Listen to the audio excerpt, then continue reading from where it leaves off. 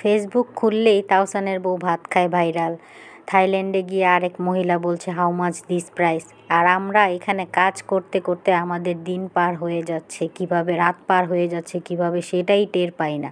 সকাল সকাল ঘুম থেকে উঠে সব বিছানাদারি ঝাড় টাড় দিয়ে পরিষ্কার করে আমি সব কাজ গুছিয়ে ফেলতেছি। আর এইখানে ফেসবুক খুললেই দেখি এই ভাইরাল সেই ভাইরাল, শুনতে শুনতে পুরা মেজাজটাই গরম হয়ে যায়। আসসালামু আলাইকুম, হ্যালো ভিউয়ার্স, কেমন আছেন সবাই? Welcome to my another new blog. আজকে আমি একটা ডেইলি ব্লগ শেয়ার করব। সকালবেলা উঠে আগে বিছানা পরিষ্কার করলাম, তো এখানে আমি গাছগুলা পানিগুলা পাল্টাবো, অনেক দিন হয়ে গিয়েছে পানি পাল্টিয়ে আমি এখন ভাত ডাল বসিয়ে দিয়ে অন্যান্য কাজকর্ম করব। ভাতে আমি গরম পানি দিয়ে দিলাম, ডালটা একটু ফুটিয়ে এসেছে, এখন আমি ভালোভাবে করে ঢেকে দিলাম ভাতের ঢাকনাটা। এখন আমি ভাত ডাল বসিয়ে দিয়ে আমি সাধারণত তরকারি কেটে নিই, এখন আমি সব সবজিগুলা কেটে রাখবো। আমার হেল্পিং হ্যান্ডও তরকারি কেটে দিয়ে যায়, আজকে আমি বলছি থাক আজকে আমি কাটবো। তো আমি বসে পড়লাম। দেখুন আমার সবজি কাটতে খুব ভালো লাগে। আমি আজকে বেশি কিছু রান্না করব না, সবজি রান্না করব। অনেক পদের সবজি নিয়ে এখানে সব কিছু কেটে নিলাম, এখন আমি রান্না বসিয়ে দিব। এইভাবে আমি বসিয়ে দিলাম ডালটা, এখন বাগার দিয়ে আমি বাকি কাজগুলা করব, বাকি রান্নাগুলা করব। সবজিটাও আমি বসিয়ে দিব। ডালটা বাগার দিয়ে ধনেপাতা কাঁচামরিচ না দিলে কি হয়, ডালের মধ্যে ধনেপাতা কাঁচামরিচের ফ্লেভারটা খুব ভালো লাগে।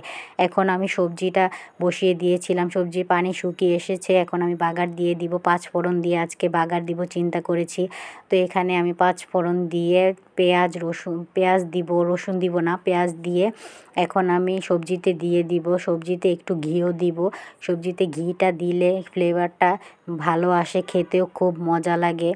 দেখুন আমার বাগারটা হয়ে গেল, এখন আমি পেঁয়াজটা দিয়ে দিব। পেঁয়াজটাও একটু লাল করে ভেজে নিব, ভেজে নিয়ে আমি সবজিতে দিয়ে দিব।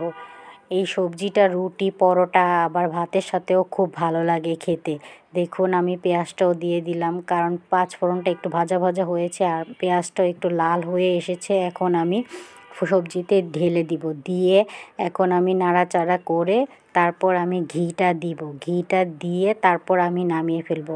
চাইলে আপনারা ধনেপাতা কাঁচামরিচ দিতে পারেন, আমি যেহেতু এখানে শুকনো মরিচ দিয়েছি, কাঁচামরিচ আর দিব না। শুকনো মরিচের ঘ্রাণটা খুব ভালো লাগে খেতে, ভাতের সাথে একটু মরিচটা ডলে খেলে খুব ভালো লাগে খেতে।